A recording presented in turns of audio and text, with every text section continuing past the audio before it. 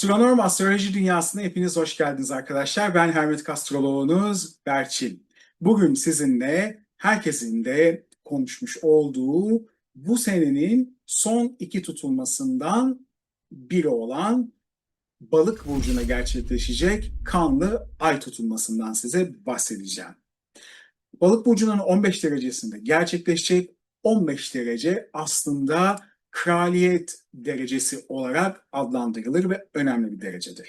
Tabii ki balık burcu olduğu için de biraz daha böyle maneviyat ve daha böyle ruhsal konuların ön plana çıkacağını görebileceğimiz bir dönemin içerisine aslında gireceğiz. Genellikle 6 ay boyunca bu etkinin olabileceği alimler tarafından da söylenmiştir. Etkileri 6 ay boyunca sürebilir. Ama şimdi öncelikle ay tutulmasına başlamadan önce arkadaşlar kanalıma abone olmayı ve videolarımı beğenmeyi ve yorum yapmayı unutmazsanız çok sevinirim. Çünkü sizlerin sayesinde bu videolar herkese ulaşmış olacak. Daha fazla kişiye ulaşmış olacak. Ve ben de sizler için hazırlamış olduğum bu bilgileri sizlerin sayesinde çok daha fazla kişiye ulaştırmış olacağım arkadaşlar. Onun için sizin bir like'ınız e, çok daha fazla kişiye ulaşmasına sebep verecek. Yani benim izlenmek ya da çok fazla like alma amacım aslında buna istinaden. Yani daha fazla kişiye ulaşması ve daha çok izlenmesi için. Tabii ki sonuçta kanalıma abone olup da zile tıklatırsanız da en azından yeni videolar bu kanala konduğu zaman sizin de haberiniz olmuş olur. Şimdi bu hatırlatmamızı yaptıktan sonra isterseniz kanlı ay tutulmamıza ufak ufak başlayabiliriz arkadaşlar. Şimdi öncelikle 7 Eylül Balık burcu kanlı ay tutulması ben İstanbul haritasına göre inceliyorum ve bu videoda burç burç yorum yapmayacağım. Genel etkilerden, dünya etkilerinden ve sabit yıldızların vermiş olduğu etkilerden aslında bahsedeceğim. Tabii ki kişisel hayatlarımıza da genel nasıl etkiler verecek ondan bahsedeceğim. Çünkü burç burç yorum yapmayı kendimce doğru bulmuyorum. Çünkü astrolojinin bir pazarlama tekniği olduğunu düşünüyorum bu şekilde. Burç yorumu sadece burçlar ya da günlük yorumlar, haftalık yorumlar astroloji değildir arkadaşlar. Astroloji çok daha derin bir konudur. Ve herkesin kendine ait bir natal haritası vardır ve bu natal haritasına göre bazı yorumlar yapılır. Örneğin sizler için bu ay tutulmasının sizin natal haritanızla paralel olarak size öngörü analizinde bir kere yorumlanması gerekir. Çünkü siz oradaki ev konumlarına, açılara, o aldığınız o transitlere göre etki alacaksınız. Yani örneğin yükseleniniz akrep olabilir ama siz o genel yorumlardaki Akrep Burcu'nun size söylendiği etkileri almayabilirsiniz. Bunu birçok kez ben etrafımdan duyuyorum. İşte şunun için çok para var, bunun için çok sağlık var, şöyle olacak, böyle olacak dediler ama hiçbiri gerçekleşmedi diyorlar. Neden? Çünkü sizin kendi natal haritanız bir kere esas alınıyor öncelikli olarak. Ve siz bu genel etkileri natal haritanıza göre etki ve tezahür olarak alıyorsunuz arkadaşlar. O yüzden burada genellikle genel hatlarıyla yapılan yorumlar ya da dinlediğiniz o yorumlar hani uymayabiliyor size. Bazen uyabilir hani etkisel olarak ama maalesef ki genellikle bu söylediğim gibi uyum olmamış oluyor. O yüzden kendi doğum harita analizinizi güvendiğiniz bir astrolog tarafından her yıl düzenli olarak yaptırmanızda fayda var arkadaşlar. Hem sizin için de güzel bir farkındalık olmuş olur. Neyse bu küçük hatırlatmayı da yaptıktan sonra 7 Eylül Balık burcu kanlı ay tutulması İstanbul haritasına göre inceliyorum. Ben saat 21.08'de gerçekleşecek arkadaşlar. Şimdi Balık burcu zodyak içinde son burçtur. Yani 12. evdir ve genel olarak ev olarak da çok sevilen bir alanda değil aslında baktığımızda 12. ev. Çünkü burada bilinmeyenler, gizli olan şeyler, gizli kapaklı işler, gizli düşmanlar gibi bir sürü sevimsiz konuyu bir kere zaten barındırıyor bunun içerisinde.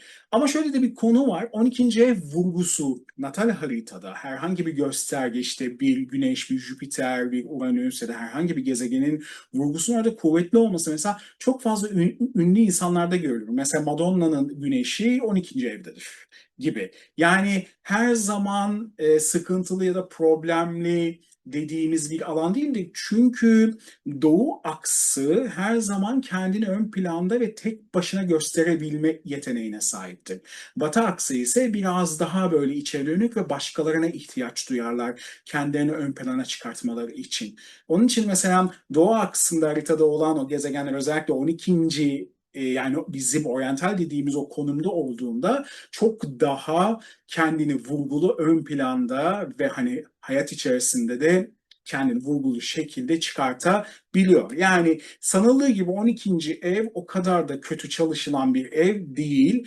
Evet, yani astrolojide kötü bir ev olarak, hani sevimsiz ev olarak aslında bakılıyor. Ama tabii içerisindeki gezegenler ve kesiştiği burç özellikle, yani etkisine hani orada bakmak lazım. Orada evin nasıl çalıştığına bakmak lazım. Şimdi bu tutulmada bu ev içinde gerçekleşiyor arkadaşlar. Bir de tabii ki bu evle birlikte yetmiyormuş gibi Satürn'ün retrosu ekleniyor bu ay tutulmasına arkadaşlar. Vay be! Hani burada diyoruz. Çünkü burada bize aslında geçmişten gelen sorumlulukları sanki bizim gözümüzün içine sokarcana bir hatırlatmalar yapacak. Yani burada bir tamamlanmaları, bazı burada sorumlulukları almadığımız, özellikle sorumlulukları almamız için bize de bu önümüzdeki 6 ay boyunca da bazı fırsatlar sunacak. Yani diyecek ki sen bu sorumluluğu al ve devam et. Bakalım Satürn sana ödül olarak ne verecek? Ya da diyecek ki bu sorumluluğu almıyor musun? O zaman bundan vazgeç diyecek. Yani bunu bir şekilde bitir. Çünkü ayağına bu sefer daha fazla köstek olacak ve senin ayağını daha fazla bağlayacak. O yüzden ya bu sorumluluğu al ya da bu sorumluluğu üzerinden at bize diyecek son kez bu balık burcunda Satürn. Zaten balık burcuyla Satürn'ün pek doğası, o nemli doğasına, o kuru doğa çok fazla, soğuk doğa çok fazla uyum sağlayamıyor arkadaşlar. Şimdi tabii şöyle de bir durum var. Bu alanda oluşacak bu tutulmalar ölüm ötesi ve maneviyat konularını aktif eder.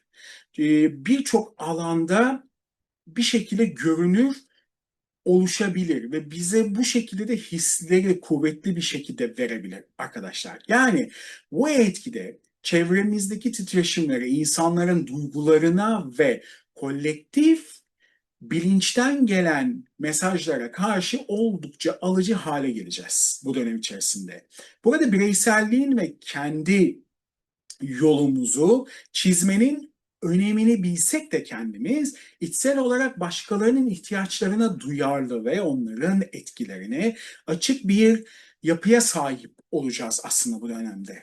Bu durum bir yandan empatiyi güçlendirirken diğer yandan aslında baktığımızda bizleri kolayca etkilenebilir hale de getirebilir.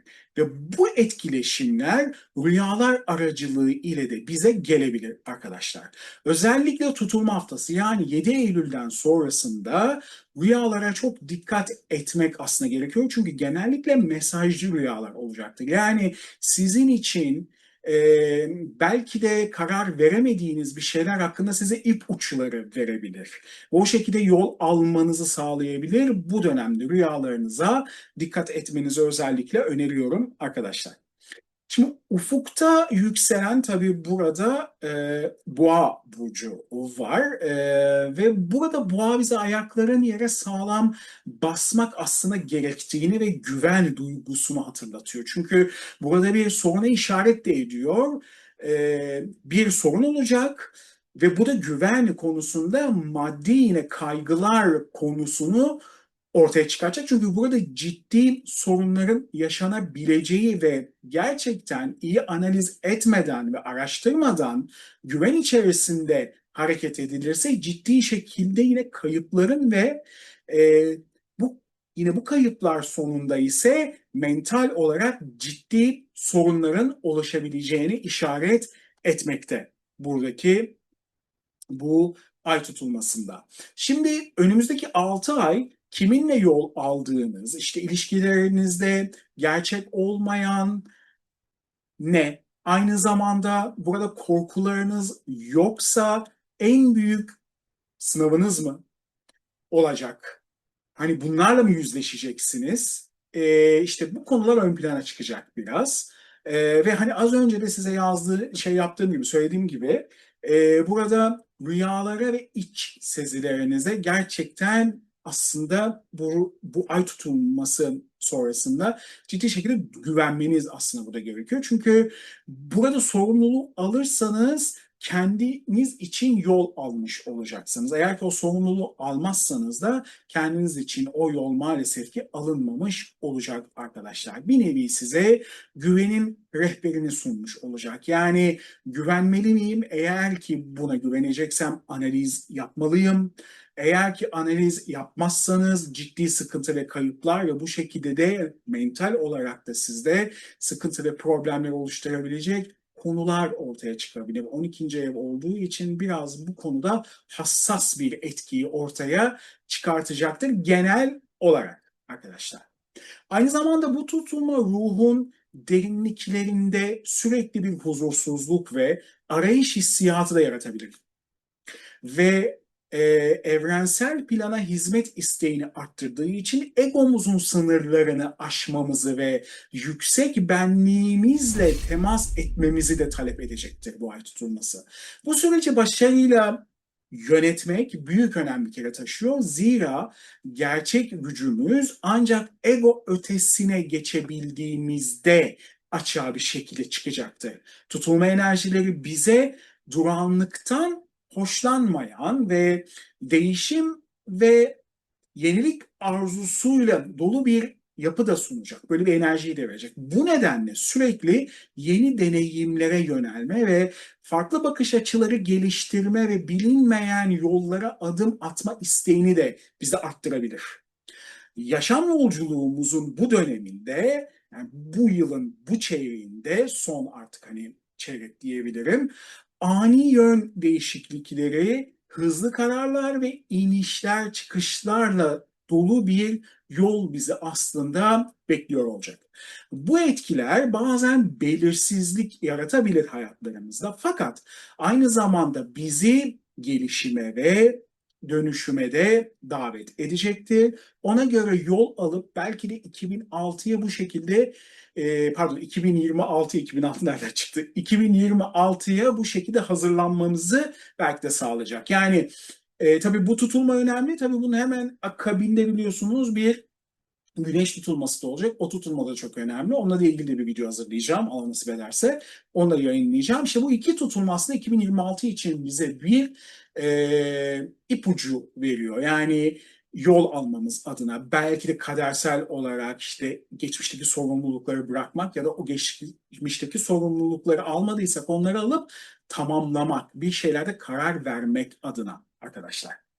Şimdi bununla birlikte bu enerjiler zaman zaman bizlere memnuniyetsizlik, huzursuzluk ve sinirlilik duygularımızı da tetikleyebilir.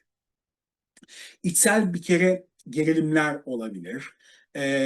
Kendine bir şekilde burada yöneltilen eleştiriler ve tatminsizlik halleri duygusal dengede dalgalanmalara da yol açabilir bizim kendi içimizde.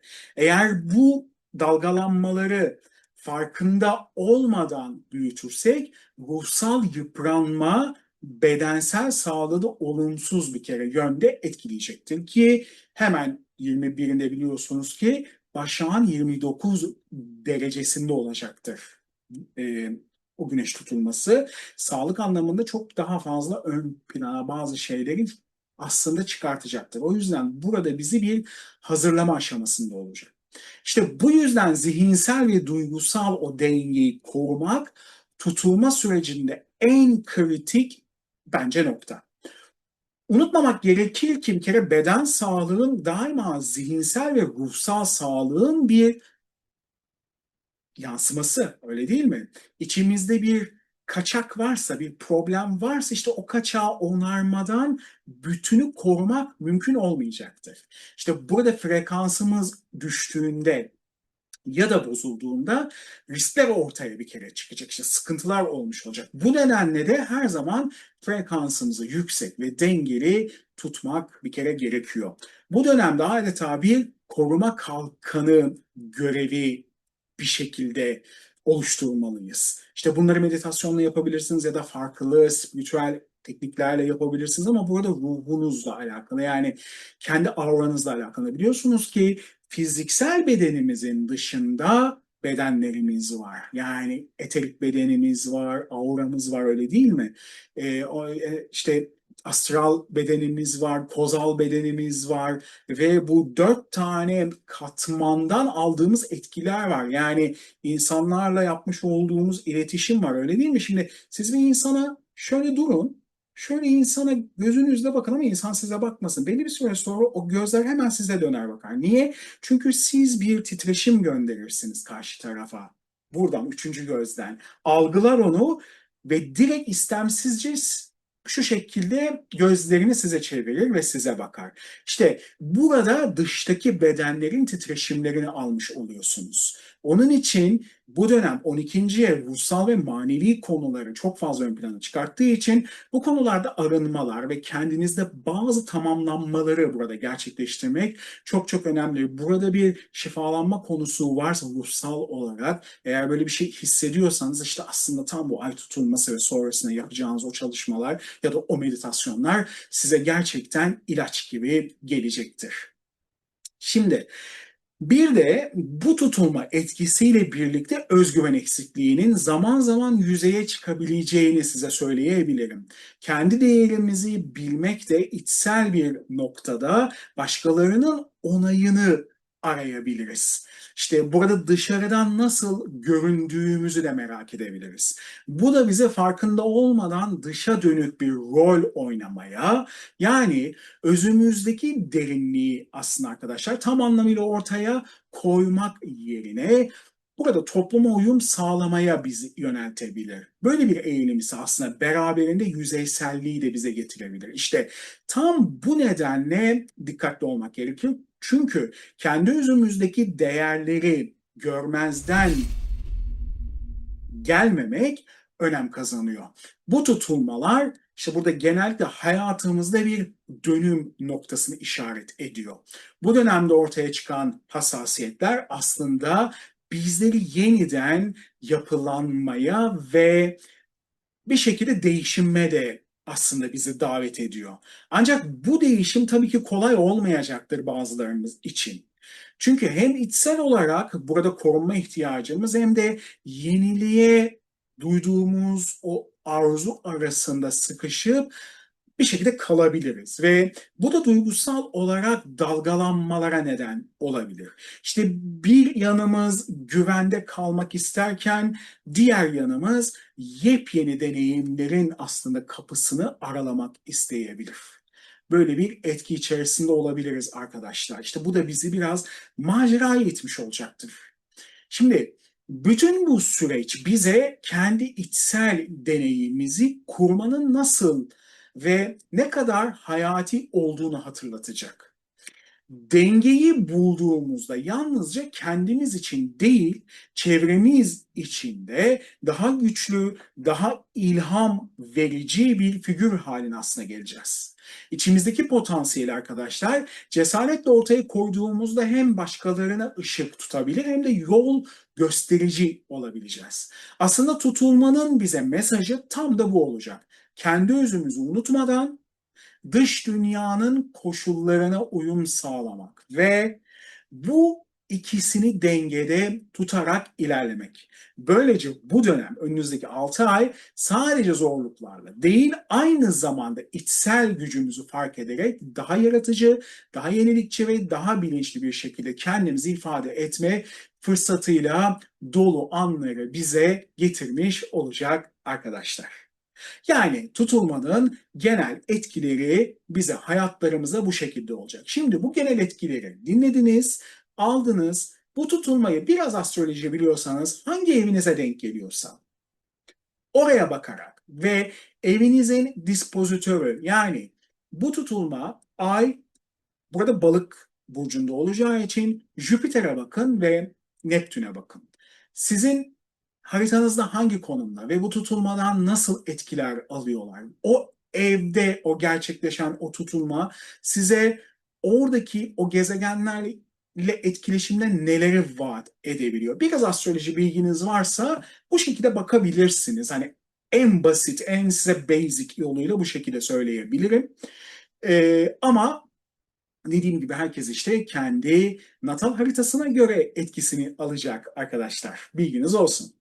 Biliyorsunuz her seferinde eğer ki benim videolarımı takip ediyorsanız sabit yıldızları çok seviyorum, takım yıldızları çok seviyorum. Bu konuyla ilgili eğitimler de veriyorum. Ve genellikle hem yazılarımda hem de YouTube'da çekmiş olduğum videolarda özellikle sabit yıldızlara ve takım yıldızlara yer vererek anlatmayı çok seviyorum. Çünkü kendilerinin bir mitolojik kodları vardır arkadaşlar ve bu mitolojik kodlarla ruha tezahür ederler. Bir hikayeyi aslında oluştururlar ve sabit yıldızların etkileriyle biz bu hayatımızda bazı hikayeleri kendi hayatımızda yaşarız. Şimdi sabit yıldız etkilerinde oldukça kuvvetli olacak etkiye aslına baktığımızda ASC noktasında yani o boğanın o yükseldiği o noktada Andromeda takım yıldızı ve bu takım yıldızına ait olan Miraç sabit yıldızı ile ilgili yüksek bir aktivasyon etkisi yaratmakta ay tutulması. Şimdi bu yıldız bu takım yıldızın bir kere kemer bölgesindedir arkadaşlar. Şanslı bir yıldız olarak anılır. Yani bu şekilde temsil edilir ve etkisi de yıldızın iyicil etkidedir arkadaşlar. Ancak tutulma etkisinde ilişkiler, özellikle burada sanatçılar, ünlü olan kişilerin hayatlarında ciddi karmaşa ve sorunların oluşacağını bize parmakla özellikle gösterilen çiftlerin ilişkilerinde sorunların çıkabileceğini bize hatırlatıyor. Ayrıca eğlence noktaları ya da hani eğlence alanları adına ve sanat yine camiası ile ilgili olarak nahoş olan hani haberlerin ortaya çıkması ve skandallar ile gündeme gelmesi etkilerini önümüzdeki 6 ay içerisinde de duyabiliriz. Aynı zamanda da yine çocuklar adına da hoş olmayan bazı haberler gündeme gelebilir. Çocuk kayıpları olabilir. Spor alanlarında başarı da verebilir ama başarıya giden yolda sıkıntı, problem ve akabinde düşme yani başarısızlık da verebilir. Çünkü tutulma etkisiyle açısı maalesef ki bu sabit yıldızın doğasındaki gezegenle bizim sevmediğimiz King Quanks dediğimiz 150'lik açı içerisinde ve bunu da partili olarak yapıyor. O yüzden çok sevdiğimiz bir alan değil. Burada umarım ki etkisi kuvvetli olur ama bir düşüş yani bir spor alanında ya da sporlarla alakalı bir başarı ya da sanatla alakalı bir başarı söz konusuyken bir anda onun hiç ummadığımız bir anda ortadan kalkmasıyla yüzleşme etkilerini de verebilir tüm dünya genelinde. Bunu sadece Türkiye olarak ele almayalım. Tüm dünya geneli için bu yorumu yapıyorum. Şimdi çok farklı bir yorum yapacağım. İkinci etki olarak bu tutulmada Sculptor takım yıldızı ve Delta Sculptoris sabit yıldızı bir kere damgasını vuruyor. Bu takım yıldızı soyut kavram ve fikirleri somut madde gerçeklik düzeyine aktarma yeteneğini tutulma etkisinde bize gösteriyor. Her durumda ruhsal içgörülerin ve deneyimlerin yaşayan dünyevi bir gerçekliğe bir kere dönüşmesini ifade eder. Bu etkide buluşlar, ortaya çıkan eserler ve yapıtlar bir kere gündemde olacaktır. Şimdi burada bazı kişiler ne yaparsa yapsın, bu her zaman dünyada kendi altyapısını ve özel dünyasını inşa eden bir sanatçıyı da temsil eder. Bu hırs daima özellikle yaratıcı bir hayal gücü ve sanatsal yeteneklerle bağlantılıdır ve bunlar bu yıldız etkisinde birçok insana ilham veren olağanüstü etkiler ve projeler yaratmaya bir kere yardımcı olur. Şimdi ayın kısmen uyumlu konumu sayesinde, çünkü ortak üçlü asaletinde, etkisiyle hayal gücünü 12. evin etkisiyle nasıl tezahür ettireceğini bilen doğuştan bir sanatçı ya da başarılı bir insanın dünyada ismini geniş kitlelere duyurmasını bize tezahür ettiriyor. Yani bir ismi duyabiliriz bu önümüzdeki 6 ay içerisinde. Tabii bu yıldızın etkisiyle sanatsal ve tasarım, ya bu iç mimarlık olabilir, mimarlık olabilir, yani sanata daha böyle yatkınlık olabilecek konusunda başarılı ya da kendi mesleği bu tarz meslekler içerisinde olabilecek bir kişinin bize yeteneğini gösterebilir ve bu yeteneği anneden veya aileden, yani başka bir sanatçı ya da başka bir başarılı aileden olan bir insandan miras almış olan bir insan olabilir. Ancak bazı aldığı olumsuz etkilerde haritanın bu sebebiyle çeşitli koşullar nedeniyle de fikirlerini gerçekleştirmekte zorluk, engeller, sorunlar ve problemler yaşama ihtimali de olabilir. Şimdi bu aslında sabit yıldızın vermiş olduğu ve gezegenlerin vermiş olduğu etkilerle aslında ortaya çıkıyor. Ama bu bir lider de olabilir. Öyle değil mi? Yeni bir isim de olabilir. Dünya için. Bakın, ülkemiz için de olabilir ama dünya için de olabilir. Böyle bir kişinin 6 ay içerisinde doğuşunu da görebiliriz. Böyle bir etki de verebilir bu sabit yıldız. Bir başka etki ise biraz sert, çünkü Satürn 12. evde demiştim. Hani bu tutulmaya eşlik ediyor ve 29 derece, yani analitik durumda olduğu için biraz sert etkiler verecek ve retro konumda zaten. Burada Spektor takım yıldızı indeksini sağlayan Satürn aslında etkisi, doğası ve dediğimiz sabit yıldız ile aktivasyon indeksini güçlü bir şekilde bir kere sağlıyor. Bu sabit yıldız Pegasus takım yıldızına ait bir aslında sabit yıldızdır. Özellikle hava yollarını ciddi şekilde etkileyeceğini ben düşünüyorum. Aynı zamanda hava olaylarını da çok ciddi şekilde etkileyeceğini düşünüyorum önümüzdeki 6 ay içerisinde.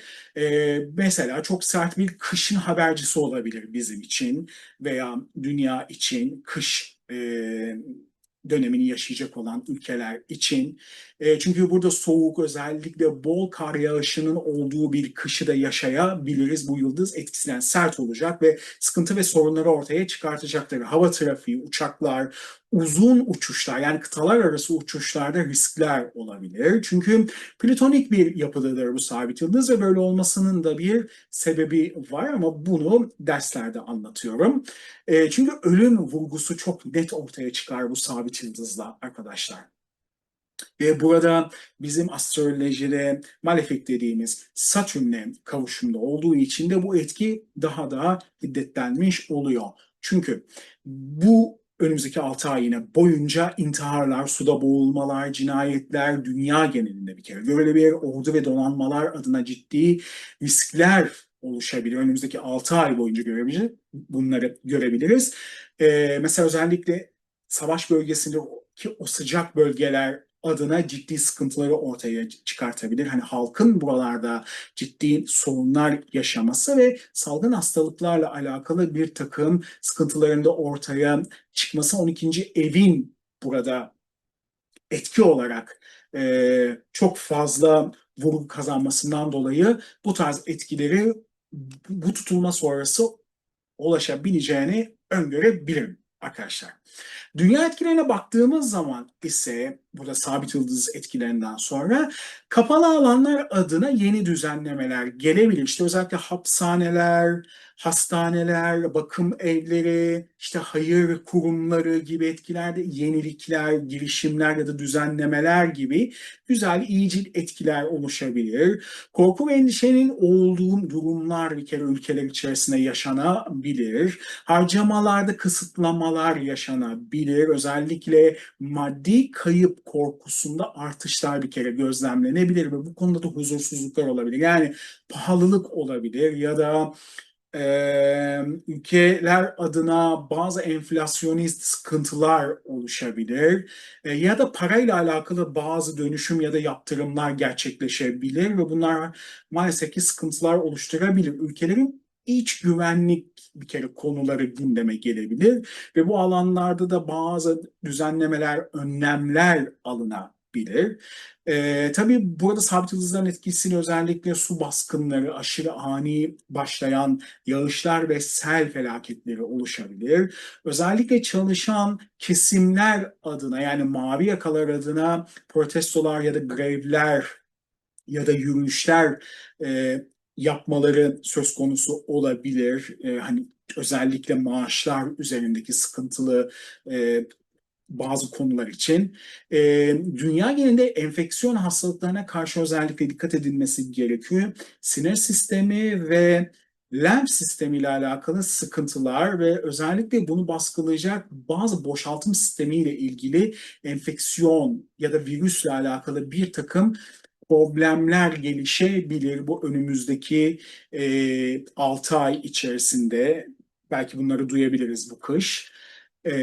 Bunlar oluşabilir arkadaşlar. Bunlar benim görmüş olduğum hani haritalardaki bazı etkiler. Deprem olayına gelince yani bir astroloğun depremi tahmin etmesi evet tahmin edebiliriz. Çünkü biz astrokartografi inceliyoruz. Astrokartografi gezegenlerin haritalar üzerine iz düşümlerini bize verir ve o alanlarda o iz düşümlerinde o alanları etki altına almış olur. Tabii ki natal haritaya göre biz bunu yorumlarız. Şimdi tabii ki olabilir ama çok büyük bir sarsıntı ya da çok büyük bir deprem ülkemiz adına şu an için, bu ay için özellikle ben beklemiyorum. Astrologlar asla şöyle diyemezler. 5 şiddetinde deprem olacak ya da 7,5 şiddetinde deprem olacak. Bizler jeofizik mühendisi değiliz ya da jeoloji mühendisi değiliz. Her şeyden önce gökyüzüne bakıyoruz ve gökyüzüne göre bazı şeyleri yorumlayarak öngörü yapıyoruz ve bu öngörüleri de falcılık gibi değil. Yani bu böyle bunlar olacak gibi değil. Geçmişte benzer o gökyüzü olaylarında istatistikler alınır. O dönemde bunlar yaşanmış, bu olaylar olmuş. İşte burada da aynı o benzer o görüntü var. Bu olayları yaşama ihtimalimiz olabilir diyebiliriz. Yani ne deriz? Gaybı Allah'tan başka hiç kimse bilemez. Haşa yani öyle bir iddiamız da yok. Sadece öngörü biz burada yapabiliriz. Olabilir. Yani olmaya da bilir. Zaten söylediğimiz kötü olayların hiçbir olmasın. Hep iyi şeyler olsun. Hani biz de hep iyi şeylerden bahsedelim. İyi ve güzel olan şeylerden bahsedelim. O yüzden bu konunun altını özellikle çizmek istiyorum. Çünkü haddini aşan insanlar var bu konuda. Yani şöyle olacak, böyle olacak. Şunu söyleyebilirsiniz. Etki alan gezegenlerin şiddet olarak hani kötücüllük olarak hani baktığımızda bir Satürn hani bir Mars özellikle bizim jenerasyon gezegenleriyle etkileşimdeyse bunlar işte Uranüs, Plüton, Neptün gibi özellikle Plüton mesela ve özellikle Uranüs etkileşimi varsa işte yıkıcı olabilir. Hani bu konuda biraz tedirgin olabiliriz ama bu 6 olacak, bu 8 olacak, bu 10 olacak. Yani böyle bir şey söyleyemeyiz. Yani bizim bir kere haddimize değil her şeyden önce. Biz sadece dikkatli olmakta fayda var. Risk olabilir der ve bitiririz orada. Ondan sonrası zaten bu işin ilim ve bilim insanlarında. Hermetizmle ilgili biraz bilginiz varsa oradaki yasalarla alakalı biliyorsunuz ki bir benzeşim yasası vardır. Ve orada şöyle söylenir. Gökte ne varsa yerde o vardır ve yerde ne varsa gökte o vardır. Yani benzeşim vardır. O yüzden gökyüzünde ne varsa yerde de o vardır. Ve yine hermetizmin titreşim ilkesine göre sizin ağzınızdan çıkan bir kelimeyle oldu söyledin, oldu dersin. 40 kere söyleme olur dersin. Niye? Titretirsin. Hermetizmdir bu. Yani bu şekilde söylediğinizde evrene mesajınızı vermiş olursunuz. Bu ses titreşimiyle titrer ve etkileşim olur. İşte hermetik astroloji biraz bu konulara değiniyor. Yani kişinin ruhsal ve spiritüel alanlarıyla bazı geçmişi aslında eşeleyerek bugünümüzde bize neler getirdiğini biraz inceliyoruz bu konuda. Hani biraz hermetik astrolojiden ufak da olsa bir size bilgi vermiş oldum bu şekilde. Peki bu etkilerden en fazla hangi bölgeler ve hangi ülkeler etkilenecek? Şöyle bir bakalım. Bir kere öncelikli olarak Amerika Birleşik Devletleri'nin orta bölgesindeki eyaletler ve özellikle Texas'tan ve oradan yukarı doğru bir çizgi çizin. O hat olduğu gibi fazla etki alacak. Bunun yanında Kanada'nın yine orta bölgesi etki alıyor. Meksika, Pakistan, Afganistan, Hindistan, Rusya ve Çin, İspanya ve Polonya, Romanya, Sırbistan, Arnavutluk, Bosna, Hersek, Türkiye'de İç Anadolu ve Doğu Marmara bölgesi, Fransa, Fas, Tunus, Cezayir, Batı Afrika bölgesi, Endonezya, Filipinler ve Venezuela bu ay tutulmasından astrolojik olarak etki alabilecek ülkeler arasında, bölgeler arasında. Tabii ki her yer etkilenecek ama burada bu bölgeler daha fazla titreşecek diyelim biz. Peki, benim ay tutulması ile ilgili söyleyebileceklerim bunlar arkadaşlar. Ay tutulmasında size iç dünyanızla dış dünyanızı bir kere dengeye getirmenizi, sorumluluklarınızı alıp eksik kalan şeyleri tamamlamanızı, eğer burada bir sınav varsa korkmadan o sınavın üzerine gidip halletmenizi ve sonunda bir ödül olacağını unutmamanızı hatırlatıyorum ve altını size çiziyorum. Eğer ki bu videoyu buraya kadar izlediyseniz ufak tefek dil sürçmelerim ya da takılmalarım vesaire olmuş olabilir. Bu konuda da hepinizden özür diliyorum. Ve bu videoyu izlediyseniz lütfen kanalıma abone olun, videoları beğenin ve mesaj yazın. Yani olumlu olumsuz mesaj yazabilirsiniz. Sonuçta hani herkes bunu beğenecek diye bir şeyimiz yok, iddiamız yok. Her sonuçta eleştiriye de arkadaşlar açığız ki biz de eksiklerimizi görüp daha iyi bir şekilde sizin karşınıza çıkabilelim. Sizlerin sayesinde olacak bu. Hepinize çok çok teşekkür ediyorum buraya kadar izlediğiniz için. Bir sonraki videomuzda güneş tutulmasını Allah nasip ederse onu sizinle birlikte burada yorumlamış olacağım dilim döndüğüm kadar ve ilmi bildiğim kadar. Kendinize çok iyi bakın. Herkese güzel, harika bir ay diliyorum. Hoşça kalın.